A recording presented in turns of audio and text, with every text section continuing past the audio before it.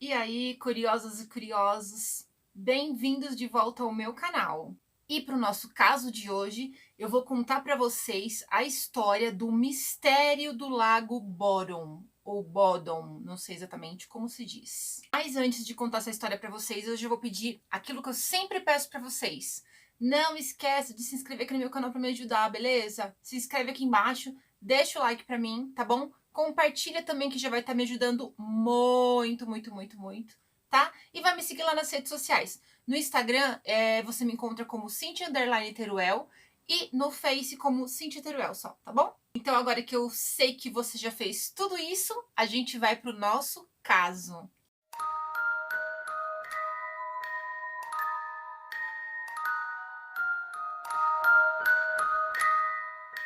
Bom, gente, e o caso que eu escolhi para contar para vocês hoje foi um caso muito misterioso que aconteceu lá na Finlândia. Foi o caso do mistério do Lago Boron. Como eu disse para vocês, eu não sei se diz Boron ou Bodom, tá? Mas é um lago que tem lá e que aconteceu uma tragédia. Bom, era 1960 e era verão. Então, 4 adolescentes, eles saíram e resolveram ir acampar, se divertir às margens desse lago. E era um sábado, 4 de junho, e os adolescentes eram Maila Irmeli Bjorkland e Anja Tjulikimäki. Ambas, elas tinham 15 anos. E os seus namorados, Seppo Antero Boisman e Nils Welhel Gustafsson, de 18 anos cada um. O dia que eles chegaram lá, tava um dia assim muito bonito, um dia ensolarado, tava perfeito para acampar, para fazer exercício ao ar livre. Isso que era uma coisa assim um tanto rara na Finlândia, por causa dos longos e rigorosos invernos. O acampamento escolhido por esses jovens já havia sido visitado antes pelos garotos para saber se dava para acampar, para saber se estava tudo certo. E naquela época essa região ela era uma região muito calma e praticamente ela não era uma região muito habitada. Para passar a noite ali no lago e acampar fora de casa, passar a noite fora de casa, as meninas elas tiveram que pedir permissão para os pais dela, que foi um tanto quanto difícil convencer eles, porque eles estavam assim um pouco receosos, amedrontados por conta de uns crimes que vinham acontecendo. Na verdade, era em outro ponto do país, mas eles mesmo assim continuavam meio receosos.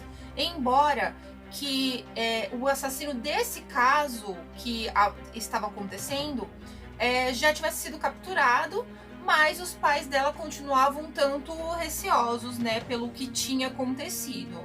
Então, logo depois que eles chegaram ali, eles montaram o acampamento deles, deixaram tudo arrumadinho e os 4 saíram para comprar mantimentos, comprar algumas coisas que eles precisavam num quiosque que ficava ali próximo.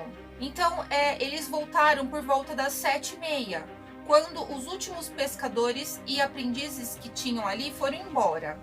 Então essa, na verdade, foi a última vez que esses jovens eles foram vistos com vida. Em algum momento entre as 4 e as 6 da manhã de 5 de junho, Bjorkland, Mack e o Boisman, eles foram esfaqueados e espancados até a morte dentro da tenda. Já a tentativa de ataque a Gustafsson deixou com uma concussão, uma mandíbula fraturada e vários ossos faciais quebrados. Então, as vítimas elas foram vistas pela primeira vez no dia seguinte por um grupo de garotos que estava passando por ali logo cedo. Eles estavam fazendo uma expedição de observação de pássaros. Isso foi mais ou menos por volta das 6 horas da manhã. Eles chegaram a notar que a barraca deles estava desabada e ela estava rasgada na margem ali do lago.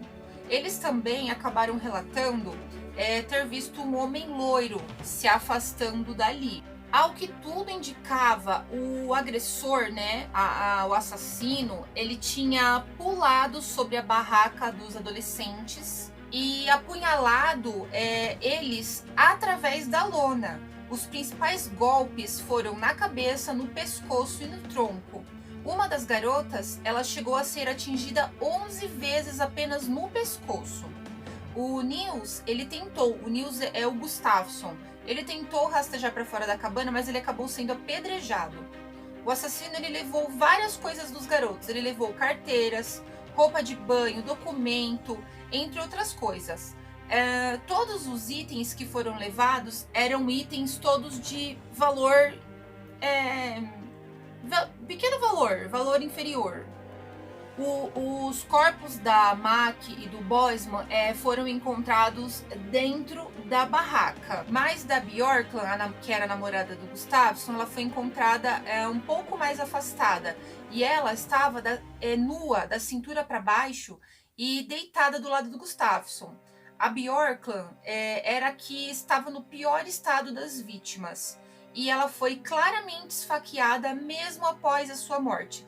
E tudo indicava que ela havia sido a única vítima a ser esfaqueada até então. Somente às 11 da manhã, os corpos foram descobertos por um carpinteiro que estava passando por ali, que o nome dele era Risto Sirin. Eu não sei se é assim que se diz mesmo, tá, gente? Então, imediatamente, o Sirin, ele alertou a polícia, que chegou ao local por volta do meio-dia. Até então, essas vítimas dos assassinatos, elas já estavam mortas há mais de 6 horas. Desde o início, a cena do crime ela levantava muitas dúvidas, porque ao invés de entrar na tenda e esfaquear os adolescentes por dentro, parecia que o agressor ele havia atacado do lado de fora da tenda. Ele ou ela, não se sabe quem era, claramente usava uma faca para esfaquear as vítimas, mas seus corpos também mostravam evidências de uma outra arma, que seria algum objeto não identificado, provavelmente um cacetete. O Nils, ele tinha ao todo 10 ferimentos bem graves, incluindo uma fratura na mandíbula. Além disso, vários itens estranhos estavam faltando na cena, acrescentando uma outra camada de mistério ao crime. Por exemplo, as chaves das motos dos adolescentes haviam sumido, mas as motos elas não haviam sido roubadas, elas ainda estavam lá. Os sapatos do Gustafsson também estavam desaparecidos, embora mais tarde eles fossem encontrados a cerca de 800 metros da barraca, juntamente com partes de suas roupas. Então, o motivo do crime e o assassino era um mistério total, e ninguém tinha pista nenhuma, a não ser uma fronha de travesseiro de 80 centímetros por 40 centímetros, que não pertencia aos jovens. Provavelmente o assassino enrolou a arma do crime nessa fronha até chegar no local do ataque, o que poderia indicar que esse crime tivesse sido premeditado. A polícia, então, ela estava aguardando ansiosamente que o Nils ele se recuperasse logo e ele recobrasse a consciência para ele poder dar algum esclarecimento para os policiais, para eles terem algum tipo de algo para poder investigar. Mas foi uma decepção muito grande, porque a primeira coisa que o Nils disse quando ele acordou foi: como foi que eu fui parar num acidente de carro? Quer dizer, o Nils ele não se lembrava de nada que tinha acontecido naquela noite. Depois de um mês do assassinato, o Nils ele estava se recuperando muito bem. Então ele resolveu passar por um processo de hipnose para ver se ele conseguia recordar alguma coisa daquela noite. Embora ele ainda tivesse meio debilitado, ele se submeteu a esse processo, porque assim talvez ele pudesse dar alguns detalhes sobre o assassino, e assim ele pensava que ele poderia ajudar a polícia a prender o culpado pela morte dos amigos dele. Mas a única coisa que ele conseguia, na verdade, se lembrar do agressor era que ele tinha olhos vermelhos. Ele sempre se lembrava dos olhos vermelhos e dele ter olhos brilhantes. E também ele consegue se lembrar de cabelos loiros. Mas ele sempre dizia que naquele momento ele estava em estado de choque. Por isso, ele não conseguia ver nada naquele momento. Tempo depois, então, os jornais começaram a criticar também os policiais por eles terem deixado passar muitas pistas, pelo péssimo tratamento que eles estavam dando ao caso. E ao longo da investigação, a polícia ela não conseguiu registrar muitos relatos oficiais das suas descobertas. E também eles não isolaram a área. e eles deixaram aberto a contaminação. Então lá apareciam muitos curiosos, e esses curiosos eles acabaram meio que destruindo essa cena de crime. Então, na tentativa de corrigir esse erro, a polícia ela tentou pedir uma ajuda para os soldados de outras localidades para procurar itens que faltavam. Só que muitos desses itens que poderiam ajudar a solucionar o crime, eles nunca foram encontrados. A polícia, então, estava sofrendo uma pressão muito grande por parte do público, que estava bem insatisfeito com o resultado das investigações. E daí, nesse meio tempo, começaram a aparecer várias pessoas dizendo que tinham visto algo ou que achavam que poderiam ter visto algo e que esse algo poderia ser o assassino. Então, assim, teve muitas pessoas dando ligações para a polícia dizendo isso. E todas essas pessoas, elas meio que acabaram se tornando suspeitas também. Então, depois disso, até o Nils ele acabou se tornando um suspeito. Mas eles acabaram percebendo que isso não seria possível, porque ele tinha tantos ferimentos, o Nils, que eles achavam meio que impossível ele ter se golpeado por tanto tempo, porque ele tinha ferimentos, alguns ferimentos eram bem graves que ele tinha. Então não tinha como. E também a hipótese deles terem tido uma briga e um ter golpeado o outro acabou também meio que sendo rejeitada. Porque quando os corpos foram encontrados, eles estavam todos bem juntos, todos eles. Então, e estavam dentro da barraca. Então não tinha como ter tido uma briga, né?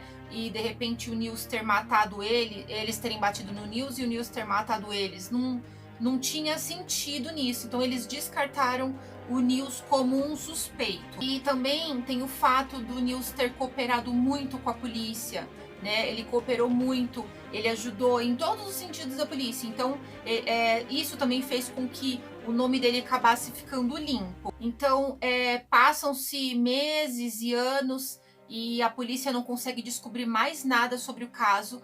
Aquele caso fica parado, esfria. E, na verdade, esse foi um evento tão sensacional que ele acabou se tornando bem conhecido ali entre os habitantes da Finlândia. Ele ficou famoso ali entre os habitantes.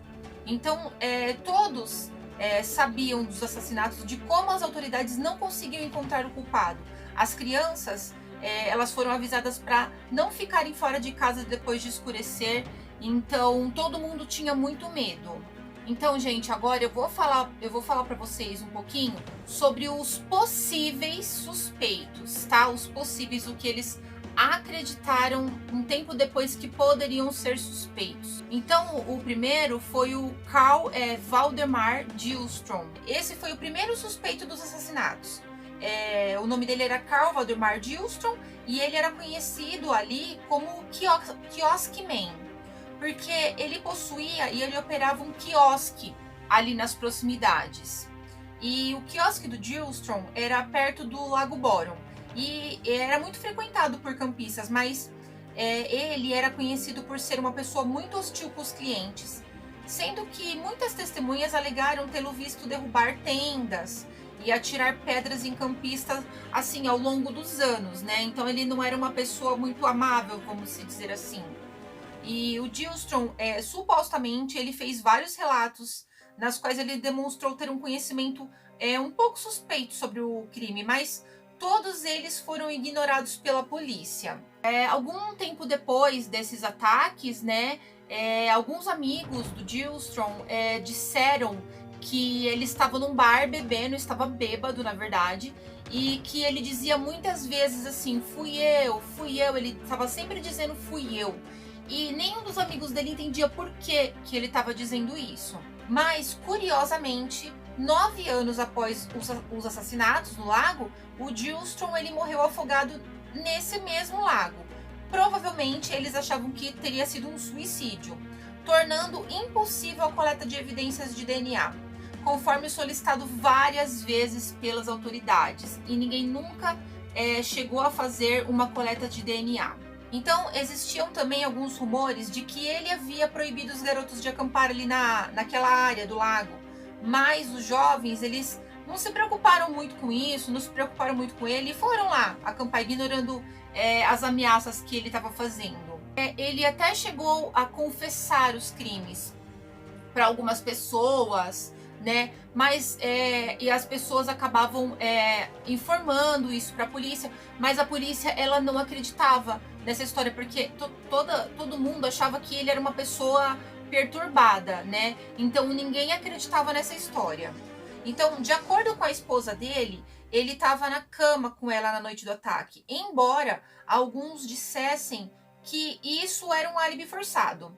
A confissão ela foi considerada supostamente falsa, embora ainda não se saiba exatamente o motivo de Gilstrom ter assumido a autoria dos assassinatos. Algumas pessoas disseram mais tarde terem visto Gilstrom voltar à cena do crime, mas que ficaram com medo de denunciar ele à polícia. No ano de 2006 foi lançado um livro que conta muito bem a teoria de toda essa história, né? Eu vou tentar encontrar esse livro. Se eu encontrar, eu vou deixar aqui na descrição para vocês um link, alguma coisa sobre esse livro. O que eu encontrar eu deixo aqui para vocês, tá bom? Então, aí o segundo suspeito provável foi o Hans. O nome dele era Hans Esman. Em 2003, o mistério então voltou a ganhar uma atenção da mídia finlandesa porque o alemão Hans Esman ele acabou morrendo. Isso encorajou um famoso professor finlandês, ele era chamado de Jorma Palo, a lançar um livro chamado Bodomin Arvoitus, que significa o mistério de Bodom. Então, em junho de 1960, o Palo ele estava trabalhando como médico de apoio num hospital próximo ali ao lago.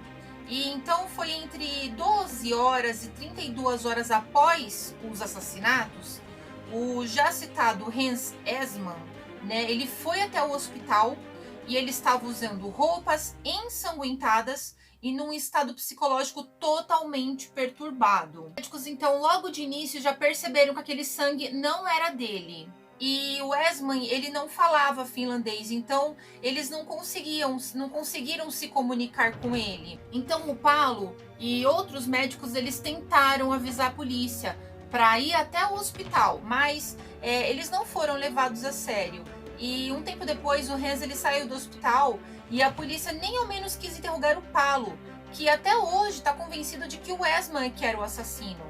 Então a polícia ela teria interrogado o Esman em 2003, pouco antes da morte dele, né? Mas segundo o relatório da polícia, o Esman ele possui um álibi para aquela noite. Não se sabe se esse álibi ele havia sido construído, né, durante os anos, mas a polícia finlandesa se deu por satisfeita por essas explicações. Um pequeno detalhe: esse era o único suspeito que tinha cabelos loiros.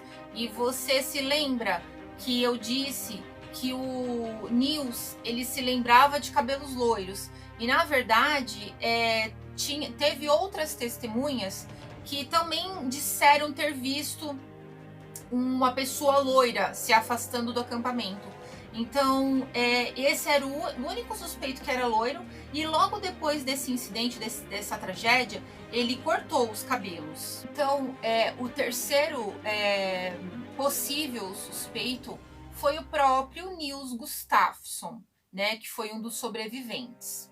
No início de 2005, a polícia finlandesa reabriu o caso, com base numa nova análise de mancha de sangue encontrada na cena do crime. Então, foram realizadas análises de DNA nessas manchas de sangue. A técnica essa que não existia na época dos crimes. Então, após os primeiros resultados que vieram a sair, o Nils, que até então ele estava trabalhando como motorista de ônibus, ele acabou sendo acusado mais uma vez. Por um lado, a polícia alegava que os sapatos do Gustafsson haviam sido usados pelo assassino durante o ataque, evidenciados por esse fato de estarem cobertos pelo sangue das vítimas, menos o do próprio Gustafsson. Durante o julgamento, a promotoria contou uma versão que envolvia uma suposta briga entre Gustafsson e o Boisman, que teria acabado no triplo homicídio. A promotoria alegou que o Gustafsson havia ficado bêbado e irritado. Quando o Boisman tentou falar com ele, houve uma briga e o Boisman supostamente venceu, resultando no maxilar fraturado do Gustafsson e nos ossos faciais quebrados. Só que depois de tudo isso, os policiais, né, os investigadores, eles achavam que depois dessa briga, ele ter perdido essa briga, o Gustafsson teria voltado no meio da madrugada lá para a tenda dos amigos dele e teria matado a namorada e os amigos dele depois de tudo isso. No entanto, a defesa do Gustafsson acabou descartando essa versão, porque alegava que se o Boisman e o Gustafsson realmente tivessem se envolvido numa briga, o Gustafsson provavelmente teria saído ferido demais para conseguir assassinar os amigos dele. Então, por fim, a defesa do Gustafsson acabou vencendo e depois de 1 ano preso, ele foi solto e ele foi absolvido de todas essas acusações. Já se passaram mais de 40 anos e o caso ele até hoje não foi resolvido.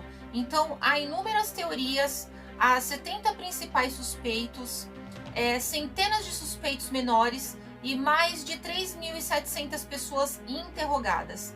Já se levou em consideração a possibilidade de um ritual macabro, de assassinatos seriais. Até hoje a polícia trabalha no caso, mas não há muita esperança de encontrarem uma solução, pois tanto o assassino quanto possíveis testemunhas provavelmente já faleceram. Os cadáveres dos garotos, hoje, eles estão em túmulos na cidade de Vanta e servem como lembrança do crime brutal. Além disso, uma pequena cruz de madeira foi fincada na área de camping de Hatzberger como uma homenagem às vítimas inocentes. Em 1993, foi criada uma banda chamada Children of Bodom, que significa Crianças de Bodom. A banda ela foi criada na cidade de Espoo e ela tem o seu nome inspirado nos eventos acontecidos à beira do lago Bodom. Então, gente, essa foi a história do mistério do lago Bodom. Bodom, não sei exatamente como se diz. Mas é isso, realmente um mistério. Até hoje não existe uma solução para esse caso. Então eu queria que vocês me contassem aqui embaixo nos comentários o que vocês acham que aconteceu. Vocês acham que foi o Nils? Vocês acham que pode ter sido o Gilstrom ou o Hans? Qual dos três? Ou se de repente pode ter sido algum outro suspeito, não sei, alguma seita, sei lá. Conta aqui nos comentários comigo quem vocês acham que cometeu esse crime, tá bom? Gostaria de saber, beleza? Então é isso, gente. Espero que vocês tenham gostado. Não esquece de se inscrever, de deixar o like, beleza? E é isso. Até a próxima segunda-feira e até o nosso próximo caso, tá bom? Beijo. Tchau.